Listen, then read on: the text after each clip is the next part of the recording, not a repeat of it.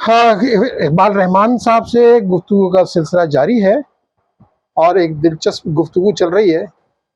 इकबाल रहमान साहब जितने जायकेदार खाने खिलाते हैं, उतनी जायकेदार गुफ्तगू भी करते हैं। अब रमज़ान का मौका है, रोज़ा रखा हुआ है, खाने की चीज़ें सामने पड़ी हुई हैं, बराबर में बैठी हुई है। मेरी समझ नहीं आ रहा मैं क्या करूँ। बहरहाल इकबाल साहब, हमारा पिछला जो हिस्सा था उसके अंदर हमारी बात यहाँ पर आकर रुकी थी कि जो इस वक्त अदब के जो चीज़ें सामने आ रही हैं, अदब के नाम के ऊपर जो किताबें सामने आ रही हैं, उनके मेयार के बारे में। शायरी में तो आपने ये कहकर बड़े आराम से जान छुड़ा ली कि शायरी का मुझे नहीं पता, और पता मुझे भी नहीं है। तो ये हमारी अजमत है कि हम लोग इतराफ़ कर रहे हैं हमें शायरी का नहीं पता, वरना हम भी शायरी कर रहे होते। बहरहाल, तो कुछ आप नसर के ऊपर गुफ्तगू कर रहे थे। जी, मैंने जो आपको इस्लामी किताबों का हवाला दिया ना, ये इस्लामी किताबें जो जिस तरह मैंने अर्ज किया कि लोग छपवाते हैं, किसी के वालिद का इंतकाल हो गया तो उसने 500 किताबें छपवा ली, वो इसाले सवाब के लिए तकसीम हो गई, वो भी पढ़ेगा नहीं, वो आगे बढ़ा देगा, ये किताबें पढ़ी नहीं जाती हैं। और दूसरी बात है कि उसमें जो उनका जो मेयार है ना, वो बिल्कुल ही ऐसा है कि अल्लाह माफ़ करे उसको। आप यानी देखें, जो दहली की जो टिकसाली है, ये उससे मिलती जुलती उर्दू है ना, वो कारी को पढ़ने पे उकसाती है, आप किताब पढ़ते चले जाते हैं। तो जब अगर आप ईमानदारी से कुरान मजीद की जो तराजिम देखें मौलाना अशरफ अली साहब थानवी का, उसमें भी आपको पढ़ते वक्त रगबत इसलिए नहीं होती कि वो उर्दू जो है ना वो इतनी सलीस नहीं है उसके अंदर। और ये मुल्ला वाहिदी ने भी ये बात कही थी, उन्होंने कहा था, इनसे पूछा था किसी ने, तो उन्होंने कहा मौलाना अशरफ अली साहब थानवी ने बहुत अच्छा तर्जुमा किया, इनकी ज़बान की सेहत नहीं है उसके अंदर। तो जिस किताब में रवानी हो ना, उसको लोग ज़्यादा पढ़ते हैं उससे। तो हम लोग जब मैट्रिक में थे ना, तो हमारी किताब थी उसूल तिजारत। वो एक राइटर ऐसे थे जिनकी बहुत ज्यादा इसलिए चलती थी कि उन्होंने किताब लिखने के बाद जो जो मईशत दान थे, उन्होंने वो किसी अकबर आबादी करके कोई राइटर थे, उनसे उसको वो करवा लिया। अच्छा। तो उन्होंने उसको इस अंदाज में लिखा कि लड़कों को पढ़ने में बहुत मजा आता था, वो किताब बहुत अच्छी, तो याद भी फौरन हो जाता था। तो लिखने का कमाल तो यही है ना। हाँ, मतलब पढ़ने में भी रवानी मुझसे अक्सर लोग कहते हैं कि आपकी किताब में कोई तस्वीर नहीं होती। मेरी तस्वीर तो मैं बनाता हूँ। अगर मैं तस्वीर बना, आपको याद होगा जब उसका दौर था कमर्शियल सर्विस पे जो गाने आते थे इंडिया पर, हाँ, तो वो जो गाना गा रहा होता है उस वक्त हीरो हम खुद होते थे ना। हाँ, सही। जब हमने टीवी पे उसको देख लिया दिलीप कुमार को, धूल पड़ी, हीरो तो हमें मतलब एक आदमी खुद तस्वीर बनाता है ना उस मंजर का, और वो उसकी बात ही अलग होती है ना। बिल्कुल सही बात है, बिल्कुल सही बात।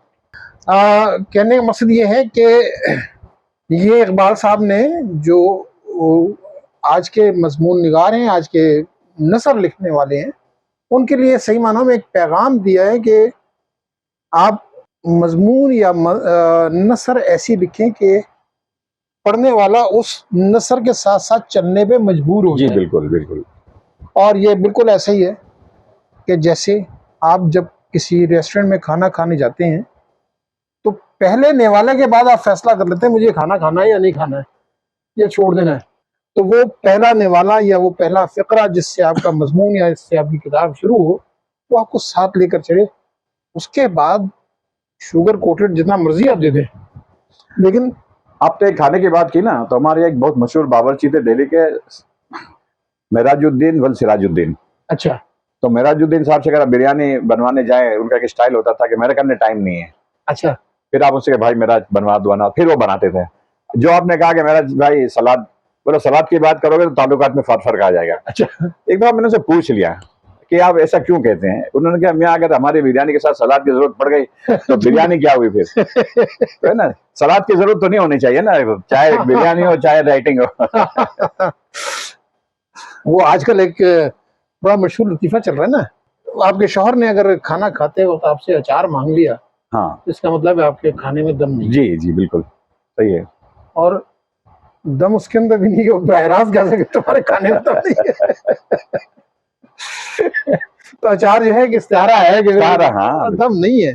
ऐसे ही मतलब किताब या नसर जब लिखें तो ये ना सोचें कि आप अपने अदब का मेयार बुलंद कर रहे हैं, बल्कि जो आपका कारी है उसके ज़हनी सतह को ध्यान में रखें और उसके लिए लिखें कि वो शौक से पढ़े इसको, शौक से पढ़े इसको।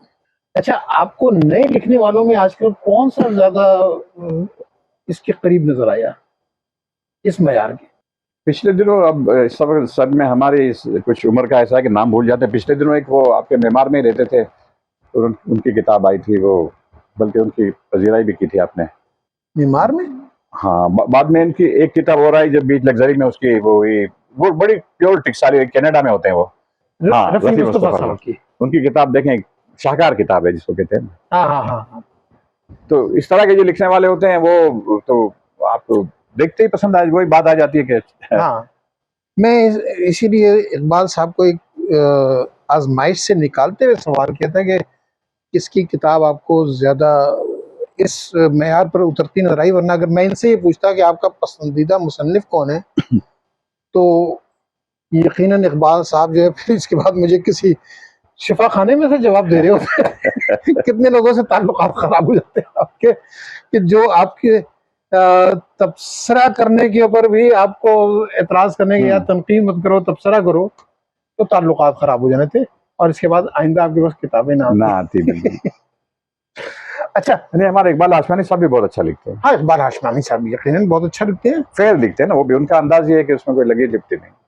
और भी बहुत सारे लोग हैं जो जाहिर है कि मैं जो समझता हूँ वो ये कि अब जो सोशल मीडिया है इसका एक फायदा ये हुआ है कि वो लोग जो किताब छपवा नहीं सकते उनकी भी तहरीर पढ़ने को मिल जाती है। हाँ, ये बहुत बड़ा फायदा हुआ है। ये बहुत बड़ा फायदा हुआ है, और बहुत सारे लोग ऐसे हैं जिनकी की तहरीर हमने इसके ऊपर पढ़ी, और पढ़ने के बाद, जैसे आपको पता नहीं याद है या नहीं, मुझे याद है अच्छी तरीके से, गुलबानो है। हाँ, बिल्कुल। गुलबानो ने जो नॉवेल लिखा है, इस नॉवेल लिखने से पहले उनकी तहरीरें जब सोशल मीडिया पर आई हैं तो एक लम्हे के लिए हम चौंक के रह गए, यार ये नया नाम है और इतनी अच्छी तहरीर। जी बिल्कुल। ठीक है, ऐसे ही और बहुत सारे, जफर जी हैं। जफर जी सोशल मीडिया से फिर उसके बाद वो नॉवेल वगैरह लिखना शुरू किया उन्होंने। अजमी साहब को देख लीजिए। हाँ, अजमी, अजहर हुसैन अजमी। अजहर हुसैन अजमी की खूबी है कि अभी तक उसकी किताब नहीं है, लेकिन किसी भी बाज़ौक़ फर्द से उसका नाम लीजिए, पहचानता है उसको। नहीं, उनको तो अबूर हासिल है लिखने पे, और सबसे बाद फिर वो जब लिखने के बाद पढ़ते हैं ना उसको, हाँ, वो एक दूसरा कमाल है उनका। हाँ, वो अदायगी जो उनकी हाँ। पढ़ना भी यकीनन बहुत अच्छी बात है। अच्छा, अब मैं सिर्फ एक, चूंकि हम काफी करीब पहुंच रहे हैं, मैं सिर्फ ये पूछना चाहूंगा कि आपने जब किताब अपनी शाया करवाई, बल्कि मेरे ख्याल में 2 किताबें, एक आप, हाँ, 2 उसके हज के ऊपर भी है ना आपकी? वो पीडीएफ पर है। अच्छा, पीडीएफ पर है। एक वो इस्तांबुल वाली शाया हुई और इस्तांबुल वाली, और एक ये है। तो थोड़ा सा बताएं कि ये मतलब किताब छपवाने में की जो अमली मसाइल थे वो क्या आपको पेश आए, और किस तरह आपने उनको, हालांकि पैसा फेंक तमाशा देख हर चीज की हो जाती हाँ, है। वो अपनी जगह पर है, लेकिन मेरा उसमें भी देखे ना, आप पैसे देने के बाद भी आपके साथ चीटिंग होती है। हाँ, वो मेयार नहीं होता किताब का। मुझे असल में इत्तेफाक से पहली मरतबा तो हमारे हाफिज साहब है जो हमारे उसमें तिलावत करते हैं, हामिद महमूद साहब, जी जी, तो उनको मैंने कहा था, उन्होंने एक साहब से मिलवा दिया और सारा काम उन्होंने कर दिया, तो मेरे लिए बड़ी आसानी हो गई ना। फिर दूसरी किताब में मुझे जाहिद अली खान जो थे, उन्होंने पहले से ही रब्ता कर लिया था कि यार आप जो किताब लिख रहे हैं उसमें मैं शाया करूंगा।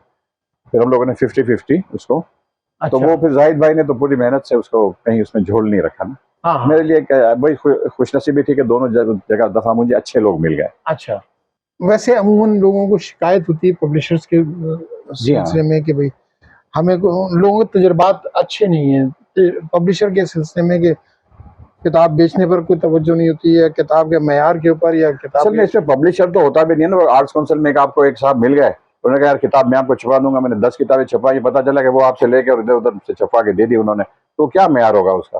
खुद पब्लिशर फजली सन्स में आप जाएं तो उनकी अपनी प्रेस्टीज है ना, वो कभी भी नहीं चाहेंगे कि उनका नाम खराब हो। लेकिन एक रफ आदमी है, कहीं से आपको जो जिस मार्केट से काम जिस तरह पकड़ते हैं, तो वो फिर उसमें तो शिकायत होगी ना। उसके बेचारे की खुद की लालच, बेचा वो पहले ही पैसे। देखिए आपको मैं बताऊं, एक मिसाल दूं, पहले आप हमें घर पर रंग करवाना होता था ना, तो हम जैसे आइडिया लेते थे, वो कहेगा भाई इस पे 15,000 खर्चा होगा, जब करवा चुकते थे तो 12,000 का 3,000 बच जाते थे।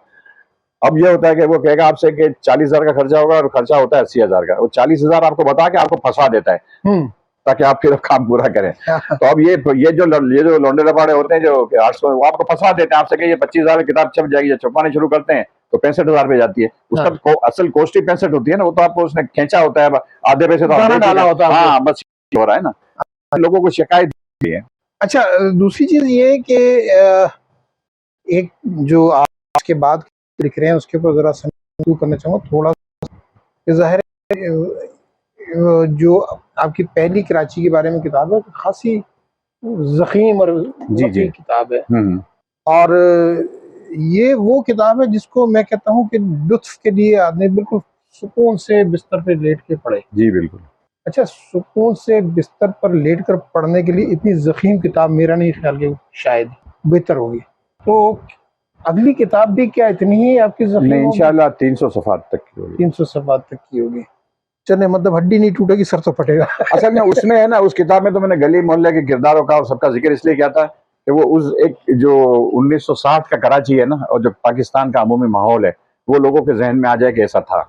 अब तो माहौल पूरा बदल गया है। हाँ, वो कैनवस दूसरा था, ये कैनवस बिल्कुल दूसरा है दूसरा है। बिल्कुल। अब जो है वो सही मानों में सिर्फ शहर की तारुफ है, और तो कोई और जो भी चीज़ें हैं वो लोगों के सामने हैं। उस वक्त की चीज़ें लोगों के सामने नहीं थी, इसलिए ज़ाहिर है कि उसके अंदर रहा। अच्छा इकबाल साहब, कुछ मैं आपसे जानना चाहूँगा कि अदबी खिदमात आपकी, समाजी जो कि खिदमात हमें नज़र आती हैं, मेमनों में एक चीज़ बहुत ज़्यादा सोशल वेलफेयर भी चलती है, जी, तो उस तरफ भी कोई रुझान है आपका? कोई खास नहीं, बस जितनी अपनी ताकत है। हाँ। अच्छा। देखिए, मेमनों से आपको थोड़ा सा मैं बताऊं, अक्सर लोग कहते हैं कि मेमन जो है ना बड़े कंजूस होते हैं। हाँ, आप और चले जाएं तो मैं भी यही कहूँगा। हाँ, नहीं, आप सामने कहें और मैं आपको इसकी वजह बता दूं, वजह क्या है। देखिए, हमारी जो तरबियत हुई है ना, वो गुजरात में हुई है। गुजरात में जो इंडस्ट्रियलिस्ट थे ना, वो सारे मारवाड़ी थे, ठीक है। और तिजारती पेशा लोग जो थे वो थे बनिए। अच्छा, बनियों का कौल है कि अपना गुड़ भी चुरा के खाओ, ठीक है। यानी अपनी औलाद को नहीं बताओ कि मेरे पास क्या है, वरना। तो असल में उनके यहाँ एक मसला है, हमारे यहाँ जिस तरह सोल प्रोप्राइटरशिप, पार्टनरशिप, ये ना, इस तरह उनके यहाँ के अनडिवाइडेड हिंदू फैमिली, ठीक है। ये इनका कारोबारी निज़ाम है। उसमें आप जो कमाते हैं ना, उसमें बकदर ज़रूरत आप अपना लें। अगर ठीक है। जैसे आपके वालिद साहब हैं और आपकी फर्म है, आपके 4 बच्चे हैं, भाई साहब के 6 बच्चे हैं, तो उनको 150 रुपये मिलेंगे रोज के, आपको 100 मिलेंगे 25-25 के हिसाब से। वो अच्छा, उनका एक सिस्टम है। हिस्सा बकदर जुस्सा। बिल्कुल। सरमाया जो है ना, कैपिटल, हाँ। वो एक मुकद्दस अमानत है, अच्छा, वो आप नहीं खा सकते। ठीक है। तो हमारे मेमनों में भी ये होता है कि सरमाया, आप देखिए किसी का कारोबार नहीं चल रहा और उसको सरमाया खाना पड़े, तो औरतें बहुत बहुत दर्द से कहती है कि तुम्हारे भाई आजकल मूढ़ी खा रहे हैं। मूढ़ी मीन्स, मूढ़ कहते हैं जड़ को, अच्छा, मूढ़ी खा रहे हैं मतलब जड़ खा रहे हैं, क्योंकि जब सरमाया नहीं होगा तो कारोबार क्या चलेगा आगे। सही सही तो सही। तो हम लोग मेमन लोग जो है ना वो अच्छा, हिंदू लोग क्या करते हैं कि जब सरमाया जो होता है, देखें आप किसी फर्म की वो देखें बैलेंस शीट, तो एक तो कैपिटल है, इसके बाद एक होता है रिजर्व फंड, और एक होता है अनएप्रोप्रिएटेड प्रॉफिट जो तकसीम नहीं हुआ है। तो उनका तो तकसीम हो ही नहीं सकता है, वो तो उतना ही देते हैं बच्चों को जितना कि उनकी जरूरत है। हाँ, बाकी तो वो तो पढ़ा, वो जो अनएप्रोप्रिएटेड प्रॉफिट होता है ना, वो वेलफेयर में है। तो उनके हिंदुओं को जो आपको इतना वेलफेयर मिलता है ना, इसकी वजह ये है कि वो उनके पास देने के लिए रखा हुआ है, देने के लिए रखा है उन्होंने बच्चों में। तो उनसे आइडिया में उन्होंने लिया कि अच्छा, हमारे के पास ऐसी जरूरत नहीं है, हमारा तो इस्लाम में तो एक आप अपने बच्चों को दे दें। हाँ, लेकिन वो एक चौके दिमाग के अंदर वही भरी हुई है ना पुरानी सिस्टम। हाँ, तो मेमन भी अभी तो मेमन भी पैसे उड़ाने लगे, वरना पहले बहुत कम खर्च करते थे और ज्यादा बचाते थे, फिर वेलफेयर पे लगाते थे। अच्छा, तो और फिर तोहमत आती थी कि मेमन कंजूस है, तो मेमन को पता होता था कि मैं क्यों कंजूस हूँ, पैसा बहुत है लेकिन वो खर्च वही होगा वेलफेयर पे। अच्छा। वो अपना एक निज़ाम बनाया हुआ है, उसके हिसाब से वो चलता रहता है। लेकिन और अब जो है, अब तो खैर शाखर हर जगह आ गई, पाकिस्तान का माहौल जो है उसके हिसाब से। हाँ, बिल्कुल सही है। अच्छा इकबाल साहब, अब मैं थोड़ा सा एक और उसकी तरफ आऊँगा जो आपका मतलब अगली नस्ल के लिए किसी किस्म की कोई आप समझते हो कि बेहतरी की ज़रूरत किन किन ज़ावियों से है अगली नस्ल के लिए, और ख़ास तौर के ऊपर जो उनके आजकल बोल चाल, आपस में ताल्लुकात, इनके हवाले, मैं तरबियत के हवाले से बात कर रहा हूँ, क्या आप समझते हैं कहाँ पर? देखिए, तरबियत की जहां तक हमने आज तक तरबियत का जो मोटो था ना, वो ये था कि आपको हर कदम पे टोके जाने की जरूरत है।